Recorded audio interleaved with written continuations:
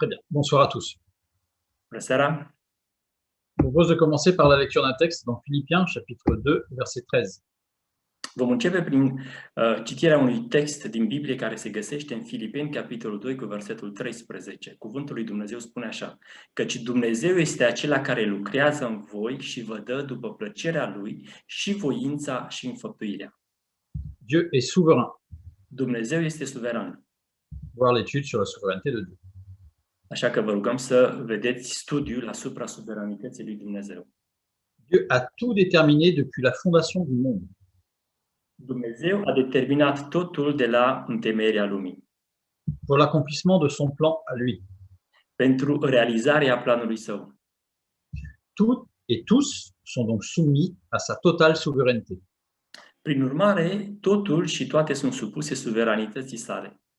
Dieu est souverain sur la nature.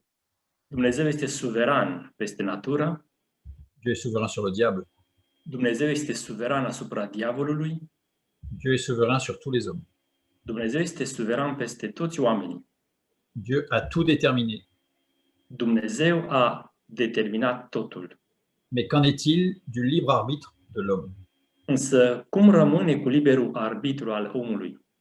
Puisque tout est écrit et tout est décidé depuis la fondation du monde. Pentru că totul a fost scris și decis de la începutul lumii. Lisons Matthieu, chapitre 10, les versets 29 et 30. Haideți să citim Matei 10, versetul 29 și versetul 30. Nu se vând oare două vrăbi la un ban? Totuși, niciuna din ele nu cade pe pământ fără voia Tatălui vostru. Cât despre voi, până și perii din cap, toți vă sunt numărați. Doit-on parler de fatalisme? Vorbim oare aici de fatalism? Non, car Dieu nous demande de choisir. Nu, pentru că Dumnezeu ne cere să alegem. Lisons dans Deutéronome, chapitre 30, le verset 19. Haideți să citim Deuteronom, capitolul 30, cu versetul 19. Iau astăzi cerul și pământul martori împotriva voastră, că ți-am pus înainte viața și moartea, binecuvântarea și blestemul. Alege viața ca să trăiești tu și sămânța ta. Et pourtant, nous pouvons lire dans Romains, chapitre 11, verset 36, Și totuși în Romani 11, cu versetul 36, găsim scris următoarele. Din el, prin el și pentru el sunt toate lucrurile. A lui să fie slava în veci. Amin. voyons que toute chose est la traduction de panta en grec. Toate lucrurile vine din grecescul panta. Panta qui veut dire toutes les choses Panta care înseamnă toate lucrurile et toutes les actions. și toate acțiunile. Absolument tout. Absolut totul. Et lisons aussi Romains, chapitre 8, les versets 29 et 30. Și dacă ne uităm în Romani, capitolul 8, versetele 29 și 30, găsim scris așa: căci pe aceea pe care i-a cunoscut mai dinainte, i-a și hotărât mai dinainte să fie asemenea chipului Fiului Său, pentru ca El să fie cel întâi născut dintre mai mulți frați, și pe aceea pe care i-a hotărât mai dinainte, i-a și chemat, și pe aceea pe care i-a chemat, i-a și socotit neprihăniți, iar pe aceea pe care i-a socotit neprihăniți, i-a și proslăvit. Dieu, mais où est notre choix puisque Dieu a tout déterminé? Dar atunci se pune întrebarea, unde este alegerea noastră dacă Dumnezeu totul a hotărât și determinat încă de la început? Alors, les neurosciences essayent de savoir quel degré de liberté nous avons dans nos choix. Neuroștiința încearcă să ne arate și să afle câtă libertate avem noi în alegerile noastre. L'expérience fondatrice des neurosciences du libre arbitre ont été faites par Benjamin Libet. Experiența fondatoare a libertății în deciziile noastre a fost realizată de Benjamin Libet. Benjamin Libet, qui était un scientifique pionnier dans le domaine de la conscience humaine, né en 1916 et mort en 2007. Benjamin Libet fiind unul dintre primii oameni care au studiat domeniul conștiinței umane. Et l'expérience fondatrice dont on va parler a été réalisée en 1983. Și experiența fondatoare de care vom vorbi a fost realizată în anul 1983. Et elle met en évidence que l'activité cérébrale du cerveau donc, précède la décision consciente. Și pune în evidență faptul că activitatea creierului precede decizia conștientă. Imaginons une échelle de temps. Să ne imaginăm o scară a timpului. Et donc la personne devait fixer un cadran et devait choisir de lever l'index quand elle voulait. Persoana care era analizată trebuia să fixeze un cadran și să aleagă momentul în care decide să ridice degetul arătător. Et elle devait mémoriser ou signaler quand est-ce qu'elle faisait le choix de bouger le doigt. Și ea trebuia să memorizeze momentul în care lua decizia, momentul luării deciziei.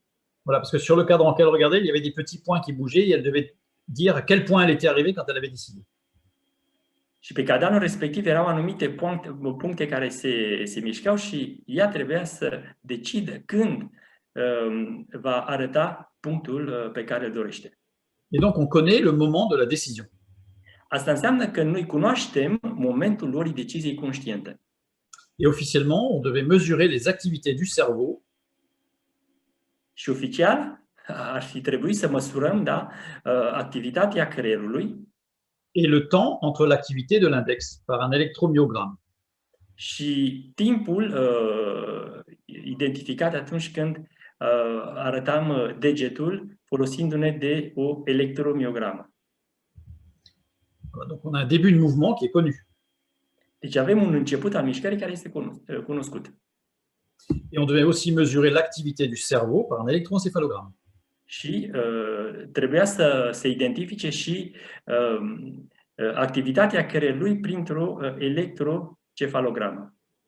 Et donc, on a une mesure de l'activité du cerveau Deci avem o măsură a activității creierului et on voit que le cerveau débute l'activité 600 millisecondes avant qu'on ait l'impression de prendre une décision. și vedem că creierul nostru își începe activitatea cu cel puțin 600 de milisecunde înaintea realizării efective a mișcării.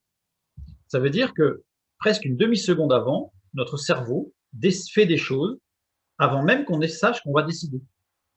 Asta înseamnă că creierul nostru face anumite lucruri cu cel puțin o jumătate de secundă înainte ca noi să fim conștienți că vrem să facem ceva. Donc, quand on a l'impression de prendre une décision, Când avem impresia că luăm o decizie, en fait, notre cerveau a déjà décidé depuis presque une demi-seconde ce qu'on va faire. creierul nostru a decis deja de aproape o jumătate de secundă ceea ce va face.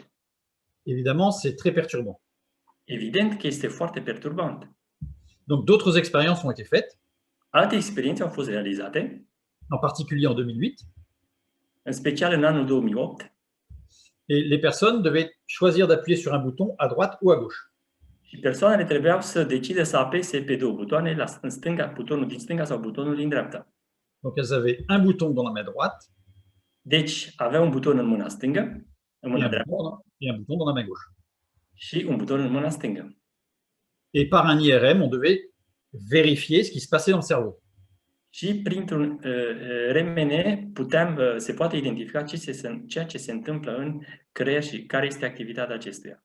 Et en particulier les schémas décisionnels. Comment le cerveau prend une décision. Și în special să ne focalizăm asupra schemei decizionale. Cum și ce se întâmplă când creierul ia o decizie. Dans ce cas-là, on a une activité cérébrale préparatoire qui existe de 7 à 10 secondes avant que le sujet ne prenne sa décision d'appuyer. Deci, în această situație, activitatea creierului premergătoare există de la 7 la 10 secunde înainte ca subiectul să ia decizia de a apăsa. Alors, actuellement, il n'existe chez les scientifiques et les philosophes aucun consensus quant à l'interprétation de ces expériences. Pentru moment nu există un consens între oamenii de știință și filozofi cu privire la interpretarea acestor experiențe. Parce que ça veut dire qu'en fait, c'est notre cerveau qui prend des décisions, mais pas nous. Ceea ce înseamnă că este creierul nostru este acela care ia decizii, dar nu noi. Et en réalité, nos choix ne sont pas libres.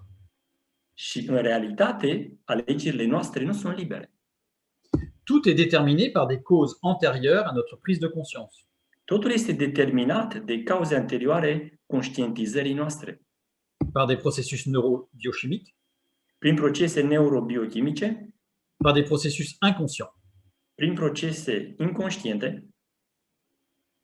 Pourtant, je peux justifier mes choix.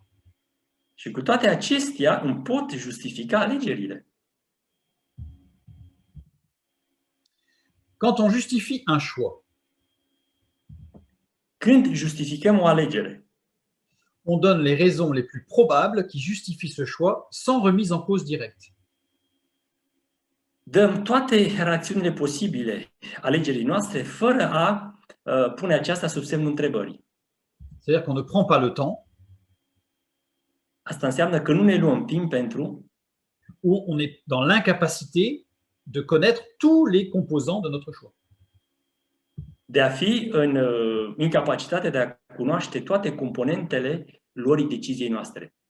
Et donc, on ne peut pas se remettre dans l'état exact dans lequel on était au moment du choix. Deci nu putem să revenim la starea exactă în care ne aflam la momentul alegerii. Il faudrait connaître toutes les causes qui ont amené à cet état. Ar trebui, de fapt, să știm toate cauzele care au dus la această stare. Cependant, Cu toate acestea, des expériences montrent experiențele ne arată că que quand le choix d'une personne est prédéterminé atunci când alegerea unei persoane este predeterminată et quand une autre personne qui connaît les prédéterminants, donc qui sait ce qui s'est passé, explique le cheminement de la prédétermination, și când un terț care cunoaște predeterminanții poate explica calea predeterminării, ce que font parfois des psychologues dans certaines situations, așa cum fac psihologii în anumite situații, la personne se rend compte du cheminement, elle réalise ce qui s'est passé. persoana realizează calea și modul cum a ajuns la decizie. Et la personne reconnaît ses erreurs. Și persoana își recunoaște greșelile. Disons en Jacques chapitre 1 verset 13, În Iacov, capitolul 1, cu versetul 13, spune așa: nimeni, când este ispitit, să nu zică sunt ispitit de Dumnezeu, căci Dumnezeu nu poate fi ispitit ca să facă rău și El însuși nu ispitește pe nimeni. En fait, ici, quand on ne connaît pas les raisons, très souvent, on dit que c'est Dieu. Atunci, foarte des, când nu cunoaștem rațiunile, spunem că este Dumnezeu. Et lisons les versets suivants. Și dacă citim versetele următoare, și fiecare este ispitit când este atras de pofta lui însuși și momit. Apoi pofta, când a zămislit, dă naștere păcatului. Și păcatul odată făptuit aduce moartea. Ici, la parole de Dieu nous explique que, avec des explications, on comprend ce qui s'est passé et on peut reconnaître ses erreurs. Aici cuvântul lui Dumnezeu ne spune că atunci când înțelegem cauzele, putem să explicăm și să recunoaștem greșelile noastre. Pour bien comprendre, faisons un rapide détour vers la création de l'homme avant sa chute. Ca să înțelegem și mai bine, haideți să aruncăm o privire înspre creația omului înainte de căderea sa. Dieu a créé un homme avec le corps, Dumnezeu a creat un om cu un corp qui communique avec l'extérieur care comunică cu exteriorul par 9 sens. prin cele 9 simțuri. Le toucher, Atingere, l'ouïe, auz, la vue, vedere, l'odorat, miros, le goût, gust, la proprioception, propriocepțion, care înseamnă simțul de a-și simți poziția spațială a membrelor, la faim, foamea, la nociception, nocicepție, c'est la sensation de la douleur, senzația durerii, l'équilibrioception, echilibrul, donc ça fait 9 sens. 9 sensuri. Nous avons une âme Avem un suflet qui interagit avec le corps care interacționează cu corpul via 6 attributs. în 6 atribute. L'affection, Afecțiune, la raison, rațiune, la mémoire, memorie, qui se décompose en mémoire sensorielle, memorie care se poate împărți în memorie senzorială la mémoire de travail și memorie de lucru et la mémoire profonde. și memorie profundă. Nous avons aussi l'imagination, Imaginația l'analyse, și avem și analiza. la pensée. Și terminăm prin gând. Et Dieu nous a créés avec un esprit Și, cum bine știm, Dumnezeu ne-a creat și cu Duh, qui oriente l'âme. care orientează sufletul par les 7 esprits de Dieu. prin cele 7 duhuri ale lui Dumnezeu. La sagesse et compréhension, Înțelepciune și înțelegere, le conseil et la puissance, sfat și tărie, la connaissance, cunoștință, la révérence, reverență, la justice dreptate et la vérité, și adevăr. et la fidélité. Și, evident, credincioșia. Je donne d'autres textes pour ceux qui voudront pour pouvoir les lire. Pentru cine dorește, poate să citească în Apocalipsa capitolele prezentate, 1, 4, 3 și așa mai departe, versetele care sunt precizate. Et donc, avant la chute, c'est l'esprit qui oriente, qui dirige, qui pilote tout le reste de l'être. Înainte de cădere, Duhul orientează, dirigează și conduce restul ființei. Dans le jardin d'Éden, l'homme se nourrissait de l'arbre de vie. În grădina Edenului, omul se hrănea din pomul vieții. Alors, l'arbre de vie au pluriel. Acum, trebuie să fim atenți, arbor nu vorbim despre pomul vieții, ci vorbim despre pomul vieților. Parce que le mot en hébreu est au pluriel pour insister sur le fait que cette nourriture irriguait tout l'être, les 3 vies, corps, âme, esprit. Pentru că, dacă ne uităm în scrierea ebraică, cuvântul ebraic ne duce la noțiunea de plural pentru a sublinia că această hrană a irigat întreaga ființă, Duhul, sufletul și trupul. La vie spirituelle, Viața spirituală, la vie émotionnelle viața emoțională et la vie physique. și viața fizică. L'arbre de vie était Jésus-Christ. Pomul vieții este Iisus Hristos. Et donc, il nourrissait l'esprit Deci, Iisus Hristos hrănea Duhul, qui se développait care creștea et qui irriguait l'âme et donc les 9 sens qui étaient en épanouissement. și inunda sufletul și cele 9 simțuri. Pour bien comprendre, faisons maintenant un rapide détour vers la création de l'homme après la chute. Și ca să înțelegem și mai bine, haideți să ne uităm la creația omului și la starea lui după cădere. Lisons Genèse chapitre 3, verset 22. În Geneza, capitolul 3, cu versetul 22, spune așa: Domnul Dumnezeu a zis, iată că omul a ajuns ca unul din noi, cunoscând binele și răul. Le mot bien, tov en hébreu, Cuvântul binele vine din tov, în ebraică. la création est dans le tov. Le tov, ça définit ce que Dieu fait qui est parfait. Creația se regăsește în acest cuvânt și asta înseamnă că tot ceea ce face Dumnezeu este perfect. Le mot mal, ra, Cuvântul rău, în ebraică ra, qui veut dire mauvais, désagréable, désastre, poate fi tradus și semnifică rău, neplăcut sau dezastru. est formé de 2 lettres. Donc la première, reish, qui veut dire le principe, Format din 2 litere, prima care este reș, principiul, et de la deuxième lettre, aïn, qui représente la perception par les sens du monde extérieur. și a doua literă, alin, care reprezintă percepția prin simțuri a lumii exterioare. Le mot ra ne veut pas dire mal, mais le principe de la domination par les sens. Cuvântul ra nu vrea să explicite doar răul și mai profund înseamnă principiul dominației simțurilor. Et d'ailleurs, la racine reish aïn, avec les 2 lettres, en fait, désigne quelque chose qui dégénère vers le sens matériel, qui rend opaque, qui se matérialise. Și rădăcina acestui cuvânt ra desemnează ceva care degenerează spre sensul material, ceea ce face să devină opac. Et donc ces 2 lettres, cette racine, on la retrouve au début de plusieurs mots. Această rădăcină o găsim la începutul mai multor cuvinte, ca un nucleu consonant.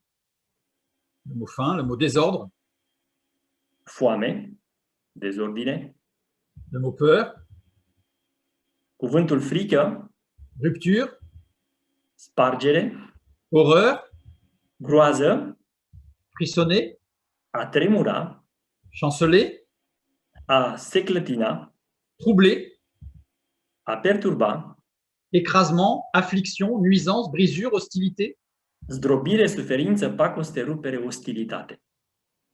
Donc, maintenant, revenons à la condition de l'homme avant la chute, rapidement. Și haideți să venim asupra condiției omului înainte de cădere. Donc, l'homme se nourrissait de l'arbre de vie, Deci omul se hrănea din pomul vieții développait son esprit, son âme et son corps. și își dezvolta toată ființa, duhul, sufletul și trupul fizic. Et donc, qui maîtrisait les sens totalement. Les sens n'avaient plus, c'est pas eux qui étaient maîtres. Deci el își controla toate simțurile. Maintenant, revenons à la condition de l'homme après la chute. Și dacă ne uităm acum la condiția omului după cădere, Les sens se sont développés, puisque c'est la domination des sens, simțurile s-au dezvoltat, au devenit foarte importante, qui ont étouffé l'esprit, care au practic strangulat duhul. voilà. Et du coup, une somme d'informations qui a saturé les mémoires humaines. Vous vous souvenez, il y avait 3 mémoires, on parlait tout à l'heure. Și ne regăsim într-o situație în care o mare cantitate de informații saturează memoria omului. Puisque ça devait aller de l'esprit vers les sens, et que finalement, c'est venu des sens vers l'esprit. Că ar fi trebuit să meargă din duh către simțuri și acum merg de la simțuri către duhul. Donc le cerveau reçoit plus de 40 millions d'informations par seconde. Știm faptul că creierul nostru primește peste 40 de milioane de informații pe secundă. Consciemment, le cerveau ne peut traiter que 200 informations par seconde. Din punct de vedere conștient, creierul poate procesa doar 200 de informații pe secundă. Dieu met en place une protection, Asta înseamnă că Dumnezeu instituie o protecție. une séparation entre le conscient et l'inconscient. Și avem de a face cu o separare între inconștient și conștient. L'inconscient gère le flux sensoriel, Inconștientul administrează fluxul senzorial de informație, c'est-à-dire les 40 millions d'informations par seconde, asta înseamnă cele 40 de milioane de informații pe secundă, et le conscient permet de gérer les mémoires sensorielles de travail et profond. și conștientul permite administrarea, gestionarea memoriei senzoriale de lucru și profunde. Pour que nous puissions garder une vraie responsabilité de choix. Și toate acestea pentru a putea păstra o adevărată responsabilitate a alegerii. Une véritable manifestation de l'amour de Dieu pour nous protéger. Și aceasta nu ne face altceva decât să înțelegem că avem de a face cu o adevărată manifestare a iubirii lui Dumnezeu. Lisons Romains chapitre 7, les versets 19 à 24.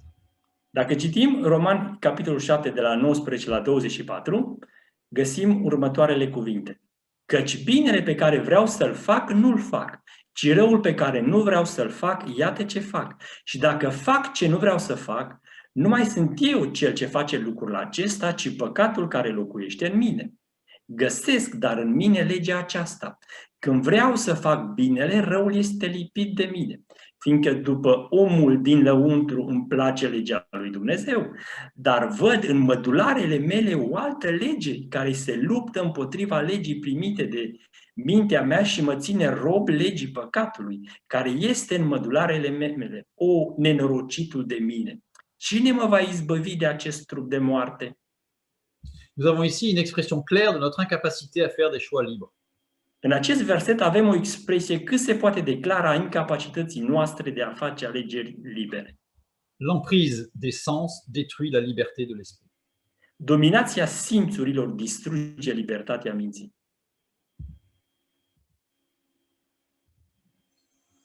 Mais alors, comment accéder à la grâce de Dieu en Jésus-Christ?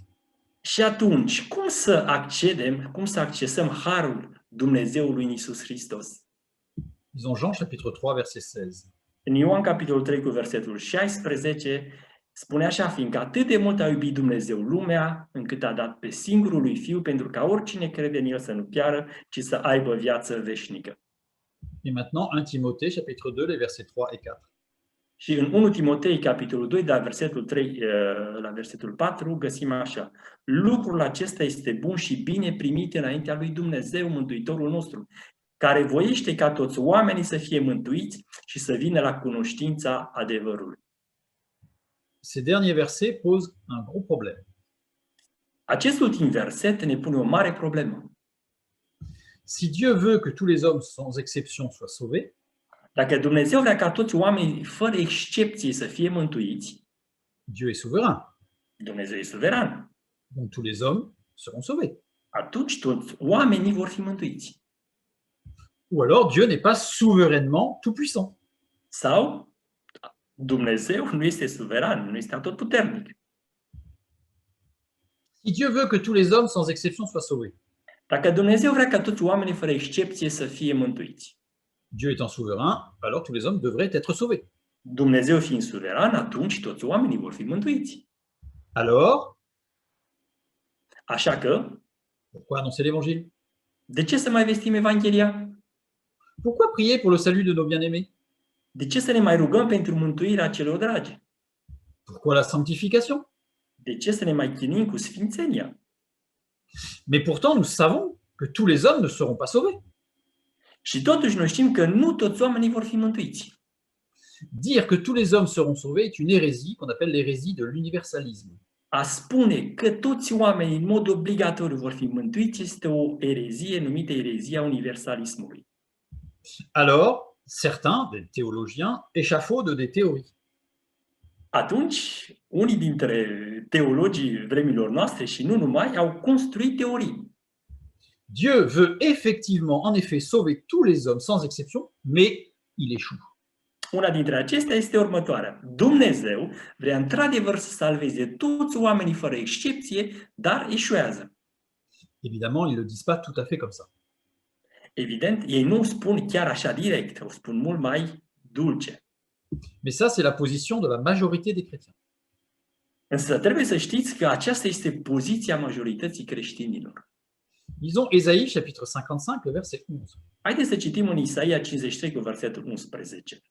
Spune așa: tot așa și cuvântul meu care iese din gura mea nu se întoarce la mine fără rod, ci va face voia mea și va împlini planurile mele. Là, on voit que Dieu est tout-puissant. Aici vedem că Dumnezeu este atotputernic. La Bible affirme que Dieu n'échoue jamais. Însă Biblia spune cât se poate de clar că Dumnezeu nu dă greș niciodată. Ce qui, honnêtement, est très rassurant. Și ca să fim sinceri, pentru noi ne face foarte bine această afirmație. Donc, en fait, on arrive à une hypothèse qui n'est pas biblique. Dieu ne peut pas échouer.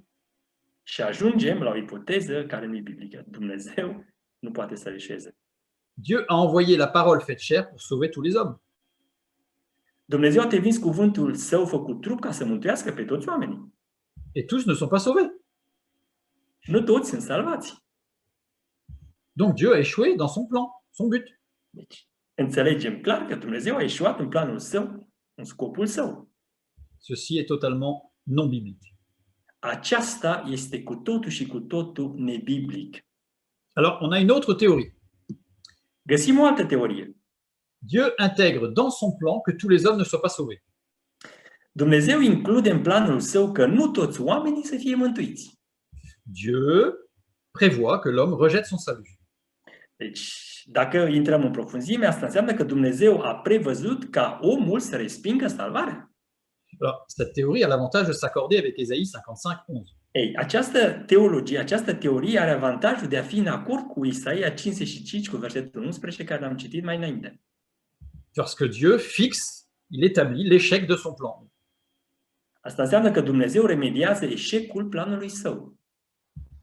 Il accomplit son plan, El își îndeplinește planul, mais ceci contredit le fait qu'il veut sauver tous les hommes sans exception. dar asta contrazice faptul că El vrea să salveze toți oamenii fără excepție. C'est une hypothèse qui s'auto-réfute. Deci este o ipoteză care se autoinfirmă. Alors, on a encore une autre théorie. Și ca să vedeți, mai există și o a treia teorie. Dieu désigne certains pour être perdus et d'autres pour être sauvés. conform căreia Dumnezeu desemnează pe unii să îi piardă și pe alții să fie mântuiți. Hypothèse ou théorie de la prédestination.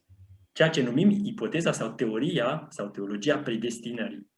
Mais ça contredit complètement le fait que Dieu veut sauver tous les hommes. Însă intră în contradicție cu faptul că Dumnezeu vrea să-i salveze pe toți oamenii, fără excepție. Donc ça ne tient pas. Deci, vedem clar că această teorie nu ține. Lisons maintenant 1 Timothée chapitre 2 les versets 3 et 4. Haideți să vedem ce ne spune 1 Timotei, capitolul 2, de la 3 la 4. Lucrul acesta este bun și bine primit înaintea lui Dumnezeu, Mântuitorul nostru, care voiește ca toți oamenii să fie mântuiți și să vină la cunoștința adevărului. Comme je vous disais tout à l'heure, c'est deux versets qui posent de grosses questions. Cum v-am spus și mai înainte, acesta este un alt verset care pune o mare problemă. Si Dieu est souverain de toute chose et de toute action, alors s'il veut que tous les hommes soient sauvés, ils devraient être sauvés. Deci dacă Dumnezeu este suveran peste toate lucrurile și toate acțiunile, atunci, dacă El dorește ca toți oamenii să fie mântuiți, ei ar trebui să fie mântuiți. Regardons le verbe vouloir en grec qui est telo. Haideți să vedem verbul voiește, care vine de la telo din greacă. Telo existe, ce verbe vouloir existe aussi sous la forme de eteleo. Acest verb în limba greacă există și sub forma de eteleo. Eteleo désigne le désir profond, une volonté totale. Care tradus pentru noi astăzi înseamnă dorință profundă, voință totală. Comme un roi qui veut et on fait ce qu'il veut. Ca și un rege care dorește și face tot ce vrea.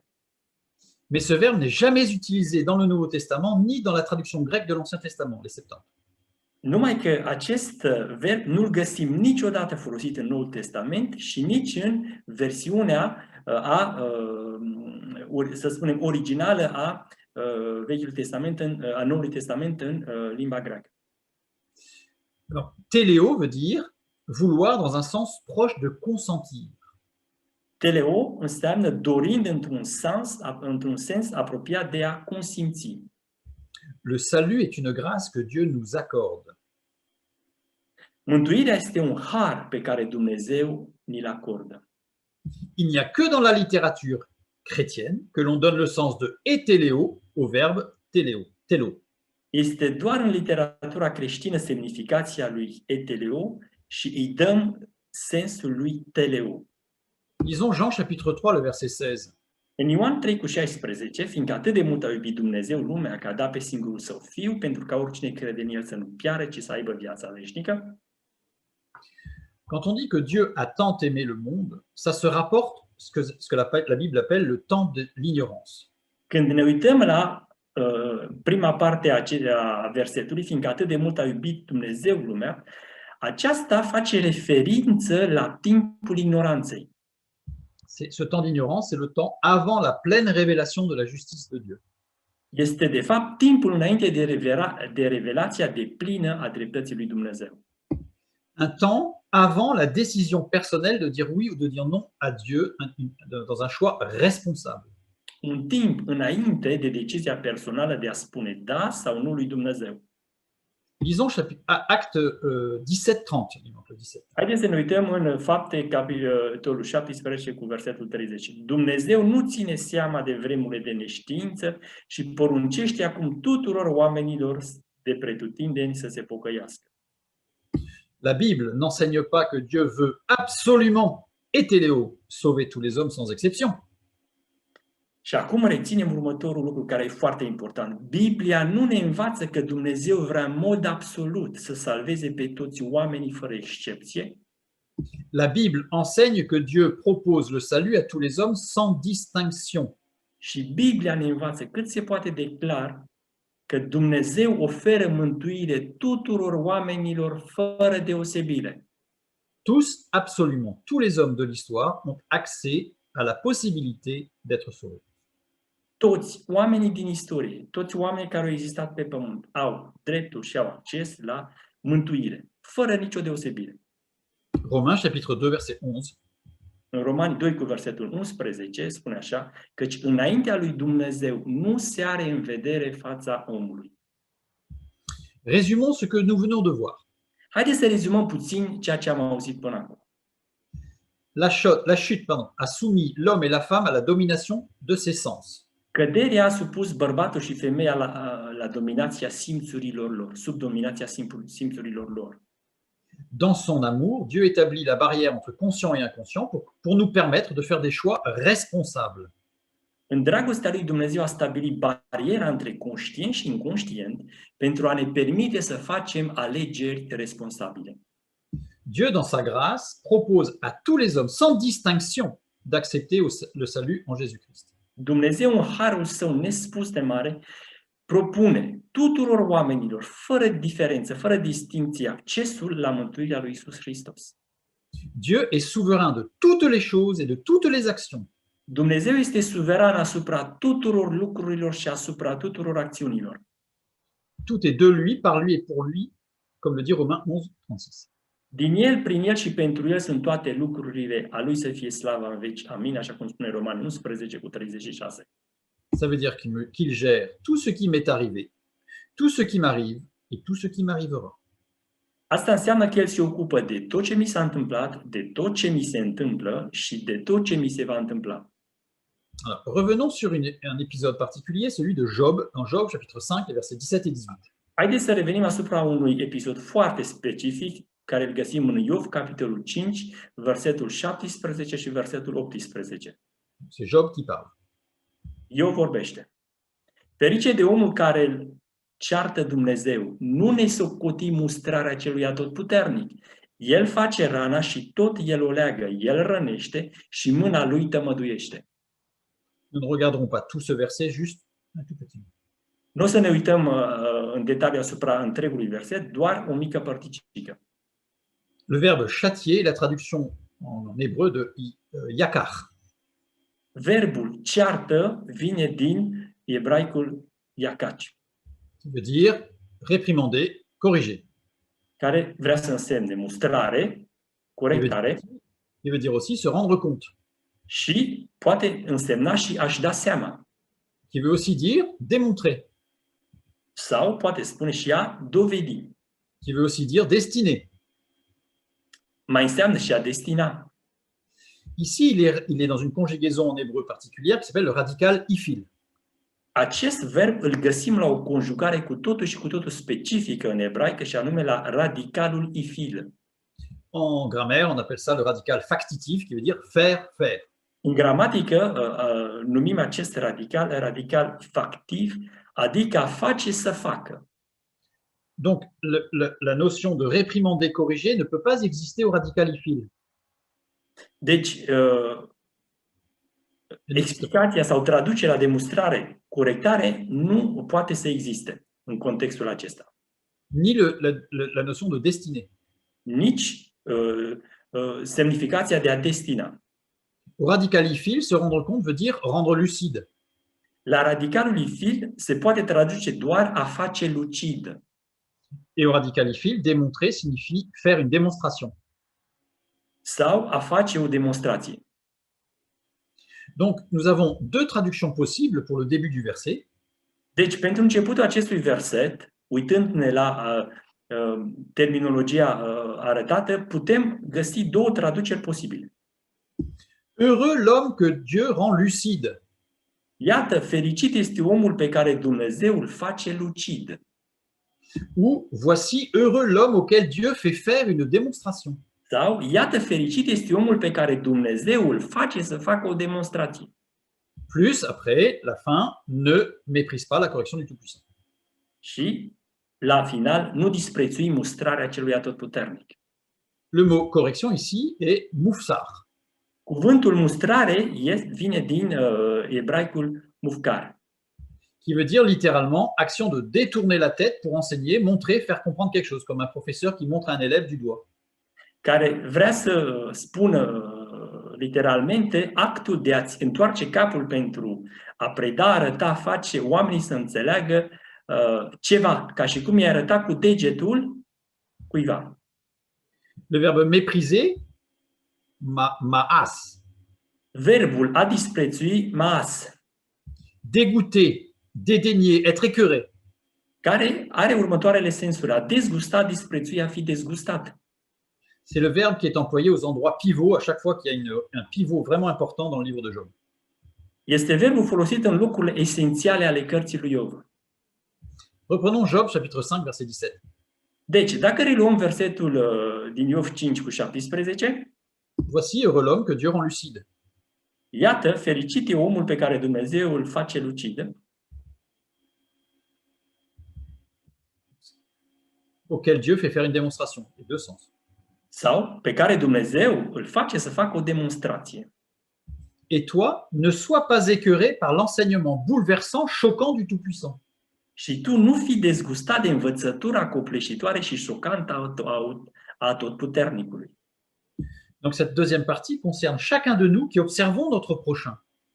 Deci această a doua parte se referă la fiecare dintre noi care observăm aproapele.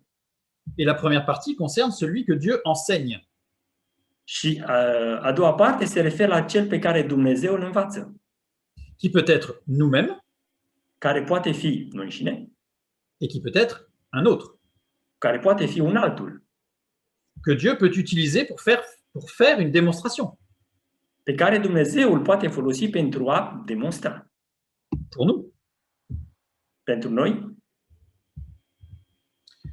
Prenons un modèle schématique des émotions motrices de l'être humain. Donc maintenant, on va parler de ce qui nous arrive.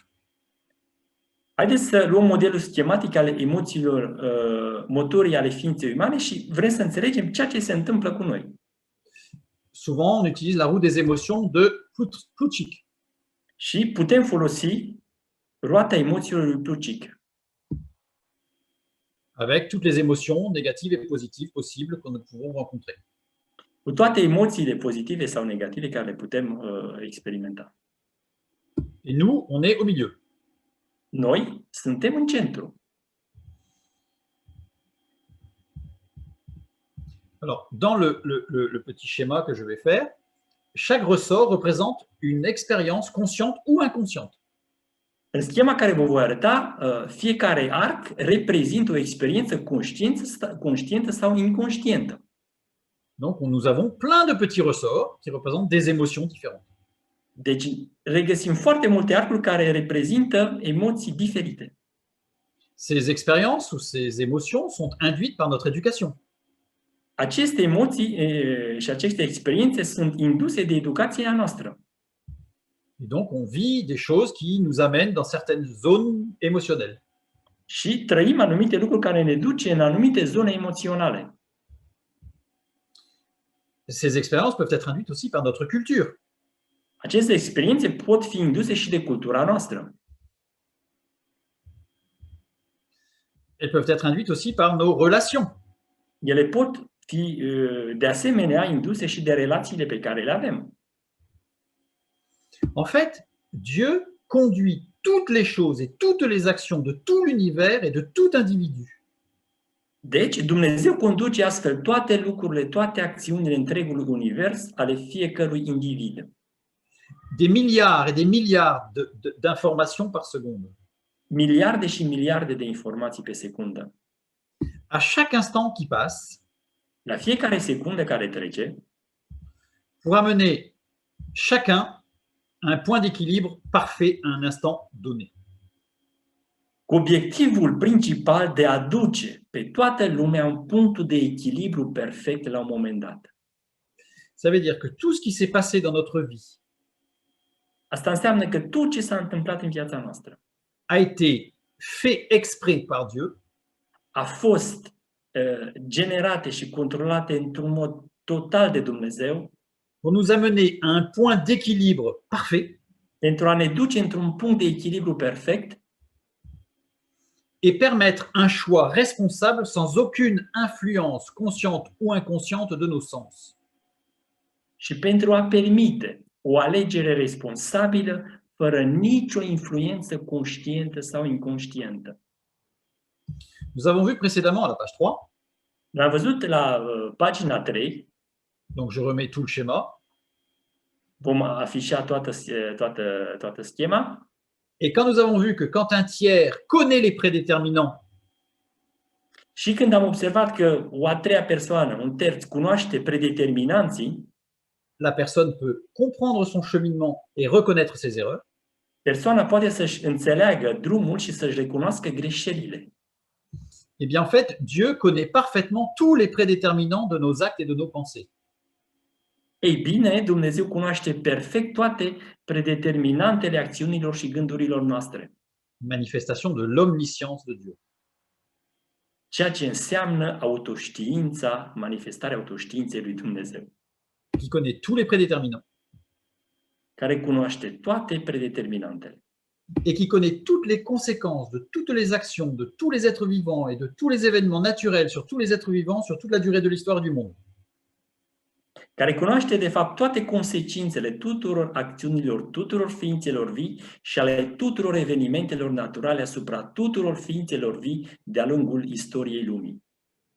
Un papillon qui vole Un fluture care zboară peut avoir des conséquences dans un siècle poate avea de consecințe peste un secol, par les petits mouvements d'air, par d'autres insectes,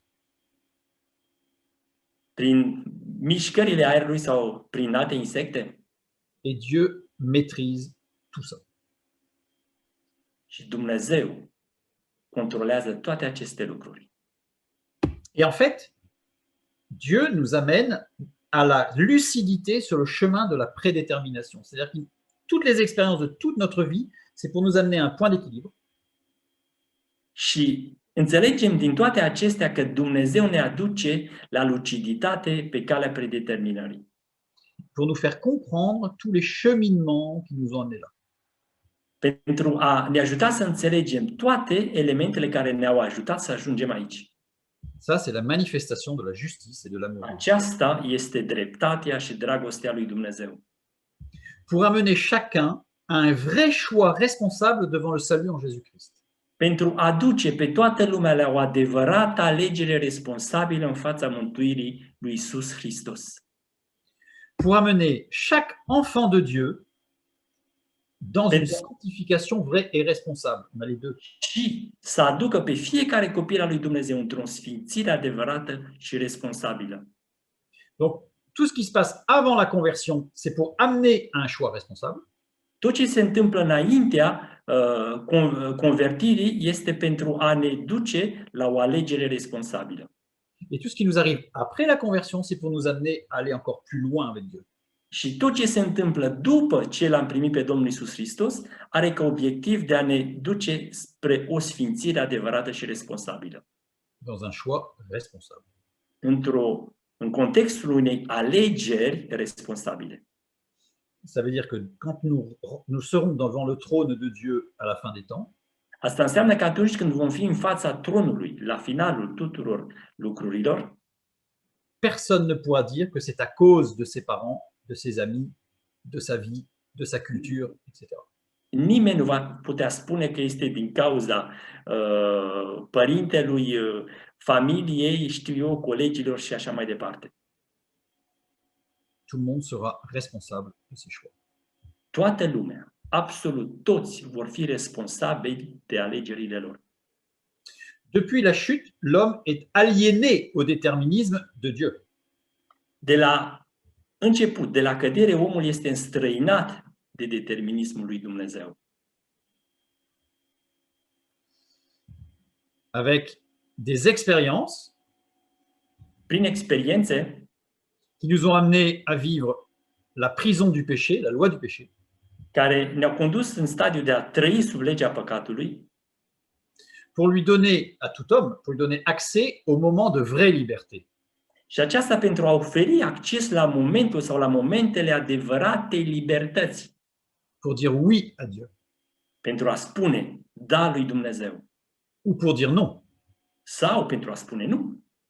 Parce que la vraie liberté, ce n'est pas de faire ce que je veux, Pentru că adevărata libertate nu este să fac ceea ce vreau, la vraie liberté, c'est de ne pas faire ce que je ne veux pas faire. adevărata libertate este să nu fac ceea ce nu vreau să nu fac. Poser la question à des gens qui sont addicts. Puneți întrebarea la oamenilor care sunt robiți de patimi.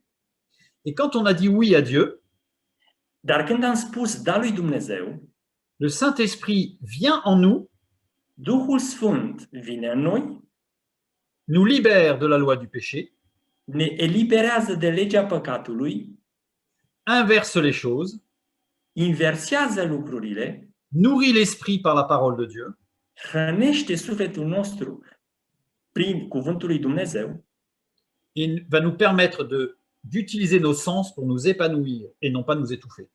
și ne va permite să folosim simțurile noastre pentru a ne odihni, nu a ne sufoca. Lisons Jean chapitre 8, verset 36. Haideți să vedem în Ioan 8:36. Deci, dacă Fiul vă face slobozi, veți fi cu adevărat slobozi. Nous serons libres car librement en accord avec les impulsions de l'Esprit. Căci în acord liber cu impulsurile Duhului Sfânt, 1 Pierre 2,16, așa cum vedem și în 1 Petru 2:16. Niște oameni slobozi, fără să faceți din slobozenia aceasta o haină a răutății, ci ca niște robi ai lui Dumnezeu. avant la chute. Înaintea căderii omului, Romains 2,15, Roman 2:15 găsim așa: și ei dovedesc că lucrarea legii este scrisă în inimile lor, fiindcă despre lucrarea aceasta mărturisește cugetul lor și gândurile lor, care se învinovățesc sau se dezvinovățesc între ele. et après la conversion, Și după convertire, Romains 9,1, spunem așa, în Roman 9:1, spun adevărul în Hristos numind, cugetul meu luminat de Duhul Sfânt îmi este martor. en Christ je suis libre, În Hristos eu sunt liber, parce que je peux dire non. pentru că pot să spun nu. Je peux dire non à la loi du péché, à mes sens, Eu pot să spun nu la păcat, pot să spun nu la pornirile mele ale firii pământești, mais je peux aussi dire non à Dieu. dar eu pot să spun și nu lui Dumnezeu. Je deviens vraiment libre. Eu devin cu adevărat liber. Et ce n'est plus mon cerveau par les sens qui va diriger mes décisions, mais c'est le Saint-Esprit. Și nu este creierul meu, prin intermediul simțurilor sau anumitor predeterminanți, care va alege, și sunt eu care aleg. Nous avons rapidement survolé ce qu'était réellement le libre arbitre. Il n'y a pas de libre arbitre. Am survolat, ne-am uitat foarte rapid ceea ce înseamnă liberul arbitru. De fapt, liberul arbitru nu există. Mais Dieu nous conduit jusqu'à la liberté de choix. Dar Dumnezeu ne conduce până în punctul libertății alegerii. Ça nous oblige à changer de point de vue Asta ne obligă să schimbăm punctul nostru de vedere et ne plus considérer comme l'homme comme étant le petit Dieu și să nu mai considerăm sau să nu considerăm omul ca fiind un Dumnezeu mic, mais de considérer le Dieu tout-puissant, și să-l considerăm și să-l înțelegem pe Dumnezeul adevărat, dans la atotputernic, manifestation de sa justice, de son amour et de son omniscience. prin calitățile lui, dreptatea lui, dragostea lui și jertfa lui la cruce. Cela ne peut nous amener qu'à l'adoration et à la louange. Aceasta nu poate să ne aducă decât în punctul în care să-L adorăm și să lăudăm pe Dumnezeul nostru. Que Dieu continue à vous bénir. Dumnezeu să vă binecuvinteze în continuare.